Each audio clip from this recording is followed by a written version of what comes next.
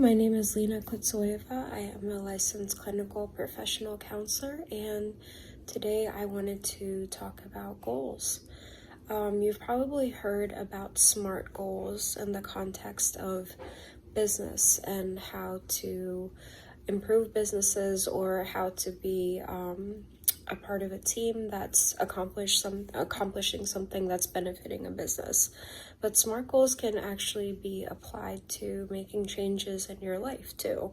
So whether you're a therapist, you can use this with your clients, or if you're just someone who's looking to make some personal changes, this is a good way to do that.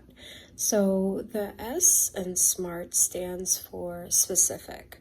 So you want to make sure that your goals are as specific as possible. So for example, if you are wanting to lose weight and your goal is to eat healthy, you want to get a little more specific in terms of what that means. So for example, if I want to lose weight and I'm looking to have healthier food in my diet, maybe my specific goal is that I want to eat less sugar. So that's my simple goal. It's very specific. Eat less sugar. The M in SMART is how you're going to evaluate your goal. So how are you going to measure it? So I will try to eat foods that have less than 15 grams of sugar per serving. That is how I'm going to measure it. So everything that goes into my body, I'm going to look at the nutrition label and try to have foods that are under 15 grams of sugar. Is it achievable? Is this something that you really think you can do? And hopefully the answer to that is yes.